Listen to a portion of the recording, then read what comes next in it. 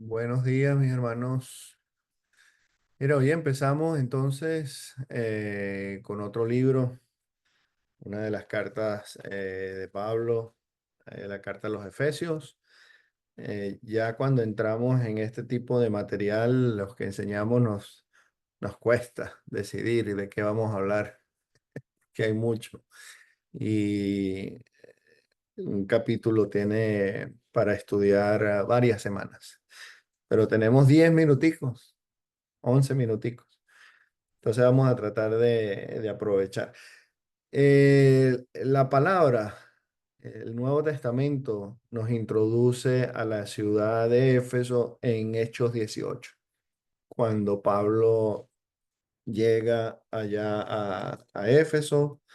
La primera eh, reacción de los efesios es positiva cuando Pablo deja va acompañado entonces también, ¿no? De Priscila y Aquila, pero él llega a la sinagoga y los discípulos, los judíos lo reciben de muy buena forma. Entonces, de todas maneras, aunque ellos les piden que se quede un rato, Pablo sigue. Él llega hasta Jerusalén y deja ahí a Priscila y Aquila, quienes conocen a Apolos, ¿verdad? Y Apolos viene a ser un siervo bien importante también en este tiempo. Ellos son enseñados entonces por Priscila y Aquila. Entonces, cuando Pablo vuelve otra vez, él regresa en el capítulo 19 a Éfeso, entonces ya la reacción de ellos no es tan buena. Hay alborotos, hay molestias, hay mucho problema. Y en el capítulo 20, él se despide llamando a los ancianos de la iglesia en Éfeso para que vengan a escuchar su despedida. Él ora por ellos y les advierte entonces también de algunas cosas. Entonces, más tarde, Pablo les escribe, le escribe a esta iglesia. ¿Ok? Entonces, en Efesios capítulo 1, dice Pablo, apóstol de Cristo, por la voluntad de Dios, de Cristo Jesús, por la voluntad de Dios, a los fieles creyentes en Cristo Jesús que están en Éfeso. Que Dios nuestro Padre y el Señor Jesucristo les conceda gracia y paz. Este es un saludo muy común de Pablo, muy parecido al de Colosenses, al de Filipenses. eh, y él empieza con con este capítulo en el versículo 3 en realidad, con una frase larguísima. Esta frase em, es, em, es una sola. Es una de las frases, es la más larga del Nuevo Testamento. Para traducir esto es un poquito complicado, hay varias cositas que hay que detallar mucho. Y después, desde el 15 hasta el 23 también es otra sola frase. Entonces, bien, inspirado, bien complicado lo que está haciendo Pablo aquí. Pero él empieza entonces con esta frase, versículo 3: bendito sea Dios, bendito sea Dios. Por supuesto que esta bendición no es la bendición que nosotros recibimos de Dios.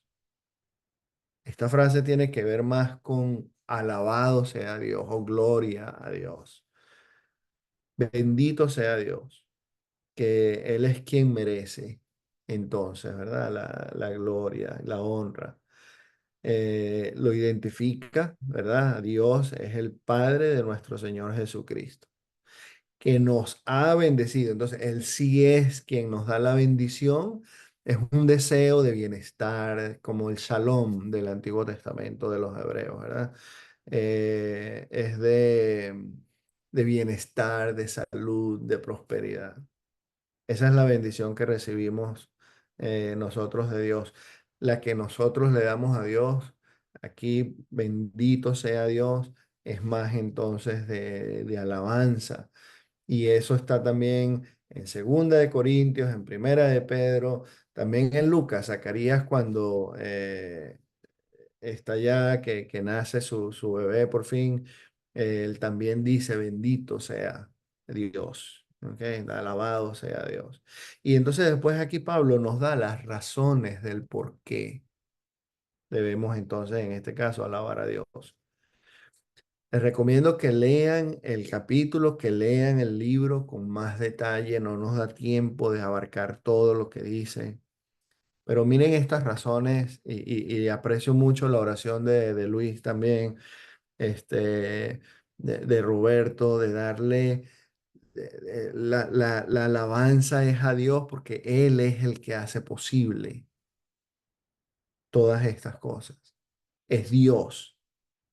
Entonces dice el versículo 3 hacia abajo, bendito sea Dios, Padre de nuestro Señor Jesucristo, que nos ha bendecido en las regiones celestiales. Fíjense, todas estas frases que vienen desde el versículo 3 hasta el 14 son verdades. Esto es lo que un libro que teníamos allá en los 80 por allá, que se llama Cómo estudiar la Biblia por sí mismo. Había una parte cuando uno está estudiando ahí en el pasaje bíblico que se llamaba verdades imperecederas. ¿Ok? Verdades imperecederas. Estas son verdades que no cambian, que son principios en realidad. Entonces, mire todo esto cómo nos afecta la bendición de Dios en los lugares celestiales. ¿Verdad? Dice, versículo 4, Dios nos escogió, desde ahí empieza. Dios nos escogió usando los mismos términos que se usó con Israel. Allá en Deuteronomio 7, por ejemplo, versículos 6 al 8, dice que Dios los eligió a ellos, no porque ellos eran un pueblo grande ni porque merecían cosas, sino por su bondad, por su beneplácito, decía la otra Biblia, otra versión. Entonces, es Él quien nos escoge. Entonces, vamos pensando en eso. Esto no es, claro, esto está ligando o conectando, por decir, a los efesios con el pueblo de Israel. Y por ende, entonces nos conecta a nosotros. Acuérdense que nosotros somos hijos de Dios, descendientes de Abraham, ¿verdad? Según Gálatas 3 también, según sus promesas. Entonces, nosotros venimos en esa historia. No es que Dios quitó a Israel y puso a la iglesia, es el pueblo de Dios. Y así como los eligió a ellos, entonces nos elige a nosotros. Versículo 4. Dios nos escogió en él antes de la creación del mundo para que vivamos en santidad y sin mancha delante de él. Entonces, otra cosita es que la escogencia, la elección, no depende entonces de nosotros, sino que es divina y dependiente de su amor y de su intención. Cuando dice que nos escogió antes de la fundación del mundo, eso quita cualquier eh, añadidura, cualquier contingencia que tú le puedas poner. Eso quita cualquier mérito. Somos escogidos por Dios, no por lo buenos que somos o lo buena gente o las cosas. Somos escogidos desde antes que existiéramos, desde antes de la fundación del mundo. Ya Él ya nos había escogido. Entonces, depende su recibimiento, su invitación, su llamado, y lo que sigue diciendo más abajo es producto de su amor, de su intención, de su gracia, de su gracia. Versículo, bueno, mire, esta es una de las cositas que es complicado. Al final del versículo 4 la frase termina en amor. Entonces, podemos conectar el amor con el final del versículo 4 o con el principio del versículo 5. Dice el versículo 4: Dios nos escogió en Él antes de la creación del mundo para que vivamos en santidad y sin mancha delante de Él. En amor nos predestinó para ser adoptados como hijos suyos por medio de Jesucristo. Somos escogidos, somos adoptados. Estos son los principios imperecederos. Esto no cambia, hermano. Este es el designio de Dios y alabado sea Dios. Gloria a Dios por lo que ha hecho con nosotros.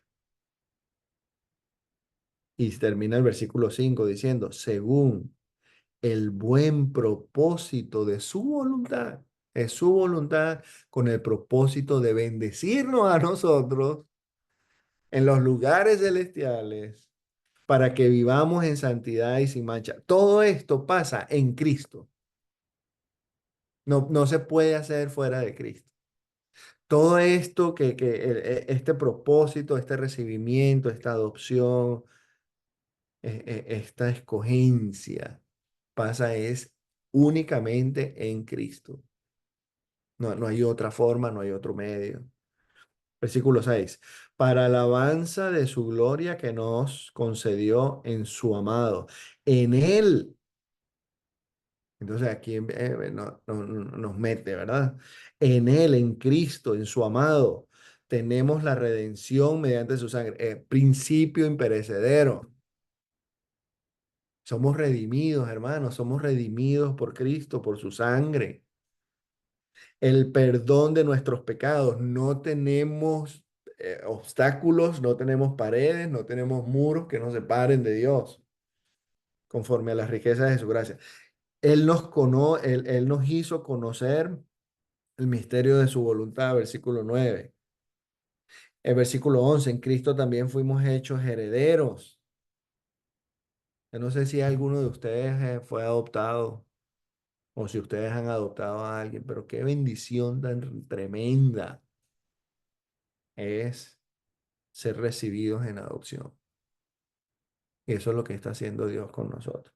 Lindo, lindo todo esto. Léanlo con más tiempo. Desde el versículo 15 hacia abajo hay una oración que necesitamos nosotros tener presente. Podemos orar con a Dios por nuestros hermanos. Dice el versículo 15, por eso yo, por mi parte, desde que me enteré de la fe que tienen en el Señor Jesús y del amor que demuestran por todos los creyentes, no he dejado de dar gracias por ustedes al recordarlos en mis oraciones. Le pido, esta es la oración, pido que el Dios de nuestro Señor Jesucristo, el Padre glorioso, les dé espíritu de sabiduría y de revelación para que lo conozcan mejor. Pido también que les sean iluminados los ojos del corazón para que sepan a qué esperanza Él los ha llamado, cuál es la riqueza de su gloriosa herencia entre pueblos santos y cuán incomparable es la grandeza de su poder a favor de los que creemos. Estos también son principios imperecederos, pero que necesitamos pedirle a Dios, le rogamos a Dios, Señor, danos la sabiduría, ábrenos los ojos, danos ese corazón dispuesto, humilde, sencillo, para entender y para saber cuál es esa esperanza que tenemos. Esto introduce esta carta eh, llena de verdades, eh, nos sitúan en una relación muy cercana a Dios, que es cerca de nuestro Señor Jesús en los lugares celestiales. Entonces, tenemos esta semana, la otra, seis días, en donde vamos a estar estudiando Efesios.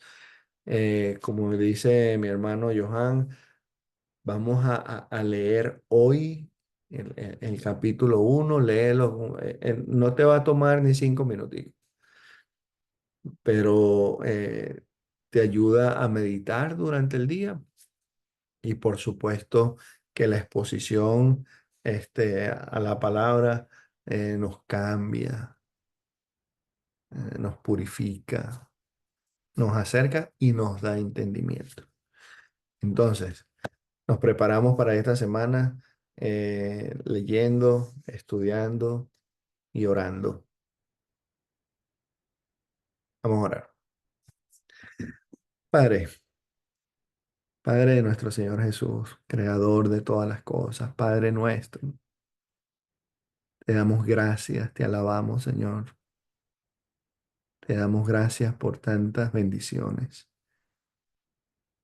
porque sin merecer tú nos escogiste para ser hijos tuyos. Gracias porque sí tenemos nombre, gracias porque sí tenemos un Padre que nos ama, que nos anima, nos cuida. Gracias porque eres bueno, porque siempre eres bueno. Te pedimos que bendigas a tu iglesia, Señor, donde quiera que esté, a tus hijos, tus hijas, que nos ayudes a depender siempre de ti. Ayúdanos a entender nuestro propósito, nuestra vida a la luz de tu voluntad. Te pedimos que nos bendigas, Padre, que nos ayudes a crecer en conocimiento, en sabiduría, en santidad. Ayúdanos a disfrutar nuestra relación contigo y a estar seguros de tus promesas, porque tú eres fiel. Te damos muchísimas gracias por tu palabra. Y te pedimos entonces que nos bendigas hoy, Señor, por favor. Te damos las gracias y te pedimos todo esto a través de tu Hijo, nuestro Rey, nuestro Señor Jesús. Amén. Bendiciones, mis hermanos. Gracias.